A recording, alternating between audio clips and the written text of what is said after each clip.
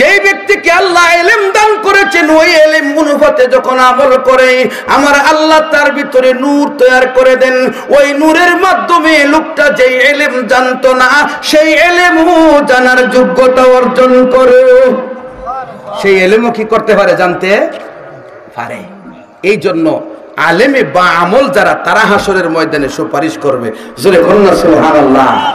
যারা ইলম অনুপাতে আমল করে নাই তারা তো সুপারিশ করা দূরের কথা, নফসি নফসি করতে করতে জীবন যাবে। জোরে কোন ঠিক কিনা?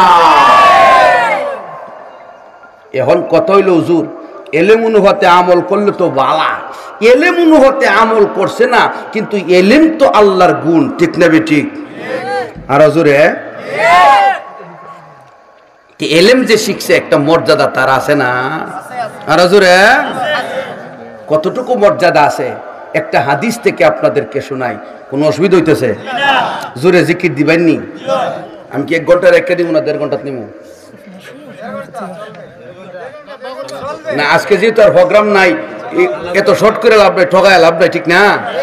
জোরে একটা জিকির দিয়া লাই, লা ইলাহা ইল্লাল্লাহ লা ইলাহা ইল্লাল্লাহ। জোরে জোরে লা ইলাহা ইল্লাল্লাহ লা ইলাহা ইল্লাল্লাহ। পাহাড়েরই ঝর্ণা সমূহ গর্জে উঠে জপনা সব গুজারি অলিরা যে করছে ওই নাম সাধনা লা ইলাহা ইল্লাল্লাহ। জুড়ে মোহব্বতে লা ইলাহা ইল্লাল্লাহ লা ইলাহা ইল্লাল্লাহ লা ইলাহা ইল্লাল্লাহ লা ইলাহা ইল্লাল্লাহ লা মুহাম্মাদুর রাসূলুল্লাহ সাল্লাল্লাহু আলাইহি সাল্লাম। ইলম ছিল, আমল ছিল না। এই আলেমগুলো কাজে লাগবো নি? কতটুকু কাজে লাগবো বোঝা দরকার আছে না? না,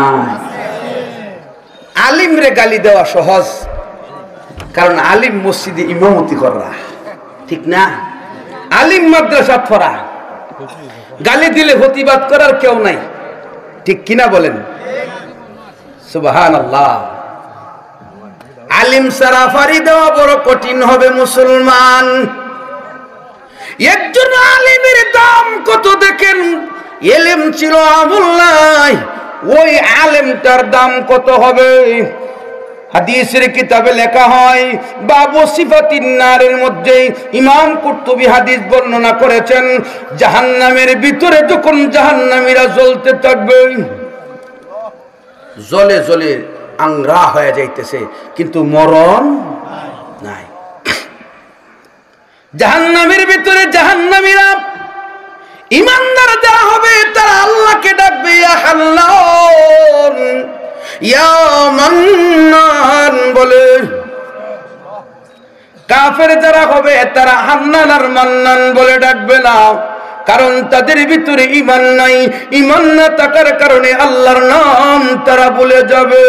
তারা গাদার গুরার মতো চিৎকার করবে। আল্লাহ নিজে বলেন লাহুম ফিহা জাফিরুন ওয়া শাহীক।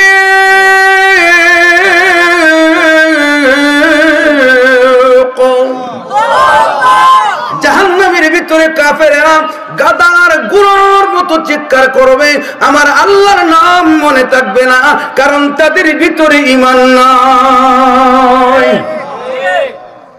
যারা ঈমানদার তারা কি করে ডাকবো? ইয়া হাল্লাল ইয়া মান্নান, এমন করে করে কাঁদতে থাকবে। অনন্ত অসীম কালের জন্য গেছে, মরণও নাই। হযরত জিবরাইল আলাইহিস সালাম একদিন আল্লাহকে বলবে, আল্লাহ যাদেরকে পয়গম্বররা দাওয়াত দিছিল, আমি তো কিতাব নিয়ে গেছিলাম, এরা দাওয়াত গ্রহণ করে নাই, আমলও করে নাই, এদের অবস্থাটা কি একটু দেখতাম। তুমি তো কোরআনে বর্ণনা দিছো, আর জান্নাত বানায়ও দেখাইছো, জাহান্নাম বানায়ও দেখাইছো, এদের অবস্থাটা একটু দেখতাম। যারা দাওয়াত গ্রহণ করছে না, দারুল আরকামে ওয়াজ হয়, আর এ বয়া ঘরের মধ্যে টিভি দেখে। কথা বুঝেন না? এদের অবস্থাটা দেখতাম। জিবরাইলকে আল্লাহ বলবে যাও দেখো। হযরত জিবরাইল আলাইহিস সালাম জাহান্নামের আগুনের ভিতরে ঢুকবেন। জিবরাইল যখন ঢুকবে, ঈমানদারেরা দৌড়ে আসবে। আপনি জিবরাইল বলে হ্যাঁ। কিতাবে লেখে তারা জিবরাইলকে তখন সহসাই চিনতে পারবে। আসলে চিনাইয়া দিব কেটা? রসুলদের স্বপ্নে দেখলে চিনাইয়া দেখে না? যারা রসুলদের স্বপ্নে দেখছে সবাইরে চিনাইয়া দিছে, যে এখন ঠিক কিনা? ওই তো কেউ বইলা দিছে যে উনি রসুল্লাহ, আর না হলে নিজেতেই বুঝতে পারছে যে উনি রসুল্লাহ। জোরে কোন সুবহানাল্লাহ। আব্দুল হক মুহাদ্দিস দেহলভী রহমাতুল্লাহ আলাইহি